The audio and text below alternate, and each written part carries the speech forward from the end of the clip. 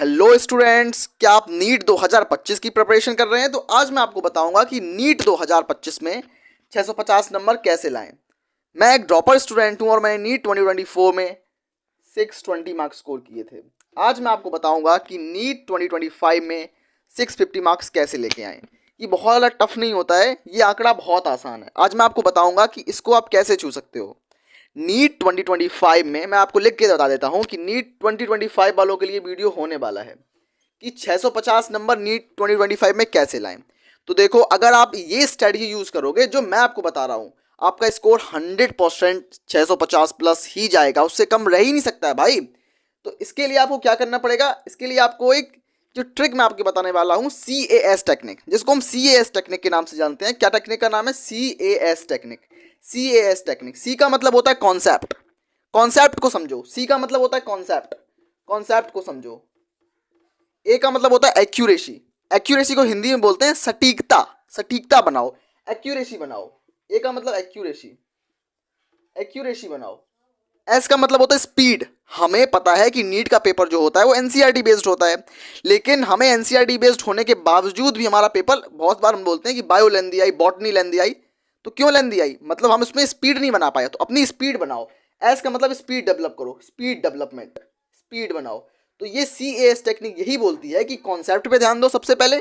रटना नहीं है आपको, बिल्कुल मगअप नहीं करना, बिल्कुल एनसीईआरटी की लाइंस को क्रैम्प नहीं करना है। एनसीईआरटी को समझना है, उसको फील करना है, मल्टीपल टाइम्स रिवीजन करो। क्योंकि दोस्तों, एनसीईआरटी एक समंदर होती है। NCERT is just like a sea. When you want to try to dive, you can not leave to across the river. एक ऐसे समंदर जिसको आप डाइव करोगे, उसमें उसको तैर के आप पार नहीं जा सकते। जितने बार आप एनसीईआरटी पढ़ोगे उतने बार आपको नई नई चीजें सामने आएंगी। तो एनसीईआरटी एक सागर है जिसमें आप डूब सकते हो, तैर सकते हो, गोते लगा सकते हो, लेकिन उसको पार नहीं किया जा सकता है। उस हिसाब से हमें एनसीईआरटी की उन लाइंस को पढ़ना है, उन हिडन लाइंस को भी समझना है जहां से क्वेश्चन बनते हैं, और उसको बोलते हैं कॉन्सेप्ट। कॉन्सेप्ट क्लियर रखते हैं।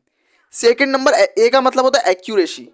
सटीकता बनाओ, क्वेश्चन प्रैक्टिस करो। क्वेश्चन जितनी प्रैक्टिस करोगे, जितने PYQs लगाओगे, प्रीवियस ईयर क्वेश्चन लगाओगे, आपके कॉन्सेप्ट उतने स्ट्रांग होते जाएंगे।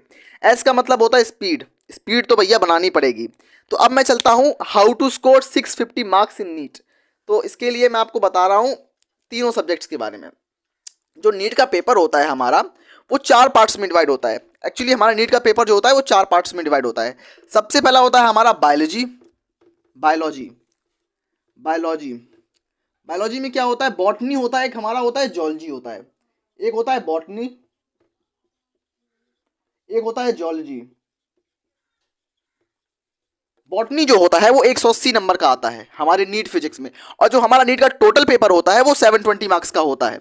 720 मार्क्स का टोटल पेपर होता है। याद रखना इस चीज को। मैं चाहता हूँ आप लोगों को इतना बेसिक इन्फॉर्मेशन तो नीट के बारे में होगी। जूलॉजी, जूलॉजी जो होता है 180 मार्क्स का जूलॉजी भी आता है नीट में। तो ये हो गई बायो की बात। अब मैं बात करता हूँ फिजिक्स के बारे में। फिजिक्स, फिजिक्स के बारे में।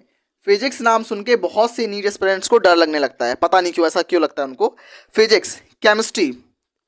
अब केमिस्ट्री के बारे में बात करता हूँ। केमिस्ट्री के तो फिजिक्स, केमिस्ट्री, बायोलॉजी। फिजिक्स जो है वो भी 180 नंबर की आएगी। फिजिक्स 180 नंबर की आएगी, केमिस्ट्री भी 180 नंबर की आएगी। तो 8 एकम 8, 8 दूनी 16, और 16 16 32, 32 72, टोटल 72, मतलब 720 नंबर का पेपर आपका पूरा बनेगा, जिसमें आपको एक क्वेश्चन करने पर +4 मार्क्स मिलेंगे सही करने पर। अगर आप क्वेश्चन गलत करते हैं तो आपके नंबर जो है उस नंबर में से ही -1 कर लिया जाएगा। मतलब इस एग्जाम में माइनस मार्किंग भी होती है।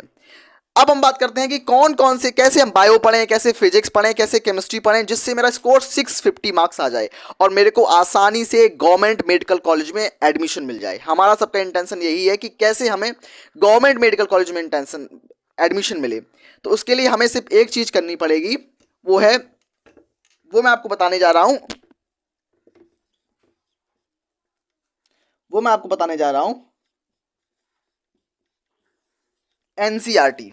एनसीईआरटी एक ऐसी चीज है जिसको जितने बार करोगे उतने परफेक्शन आपको मिलती जाएगी। तो आपको इतने बार एनसीईआरटी पढ़नी है, इतने बार एनसीईआरटी पढ़नी कि आप खुद भूल जाओ एनसीईआरटी की लाइंस। आपको दिमाग में, जब आप अपनी आईज क्लोज करो तो आपको ये भी याद होना चाहिए कि कौन से पेज में क्या, कौन सी लाइन लिखी हुई है। एनसीईआरटी को इस तरीके से बनाओ, एनसीईआरटी को टिप्पे करो। क्योंकि बच्चों, अगर सिलेक्शन चाहिए होता है दोस्तों, सिलेक्शन हमें नीट में कर लेना है। हम कोई बोर्ड एग्जाम की तैयारी नहीं कर रहे हैं, नीट की तैयारी। नीट एक हाई कॉम्पिटिटिव एग्जाम है, ये हम भी जानते हैं, आप भी जानते हैं। तो उसके लिए मेहनत बहुत ज़्यादा करनी पड़ेगी। MBBS अगर चाहिए, ये क्या आप लिखा है सामने देख रहे हो, MBBS की रेपुटेशन आप जानते हो कितनी होती है? तो वो रेपुटेशन गेन करने के लिए आपको नीट का जो एग्जाम देना पड़ेगा वो देना पड़ेगा। अगर नीट का एग्जाम इजी होता तो सभी दे लेते, सभी क्वालिफाई कर लेते, तो नाम नहीं होता ना। MBBS करने के लिए जो MBBS आपको दिख रहा है, ये बहुत से बच्चों का सपना है। ऑब्वियसली मेरा भी सपना है MBBS करना, I want to do, but ये बहुत से बच्चों का सपना है और इसको बिल्कुल क्वालिफाई किया जा सकता है। ये 1 महीने की जो मेहनत है वो आपकी बिल्कुल रंग लाएगी। और बिल्कुल NCERT को पढ़ो। और मैं आज से ही स्टार्ट कर रहा हूँ क्वेश्चन प्रैक्टिस की सीरीज। मैं टॉप 50 MCQ की सीरीज स्टार्ट कर रहा हूँ फिजिक्स, केमिस्ट्री, बायोलॉजी में। ऑर्गेनिक केमिस्ट्री की भी स्टार्ट होगी। बच्चों अगर जितना सपोर्ट प्यार मिलेगा, सब्सक्राइब जितना होगा, मैं बहुत जल्दी से जल्दी एक top special NEET PYQ series लेके आऊँगा। और हिंदी मीडियम के लिए, स्पेशली हिंदी मीडियम को इस बार मेरे को 650+ पहुँचाना है। ये मेरा मेन इंटेंशन है बच्चों। आज मेरे को लगता है कि आपको सारे आपके डाउट्स और क्वेरीज क्लियर हो गई होगी। अगर आपको कोई इन्फॉर्मेशन और चाहिए तो मेरे कमेंट सेक्शन में बता देना, मैं उसकी जल्दी वीडियो लेके आऊँगा। Thanks for watching this video.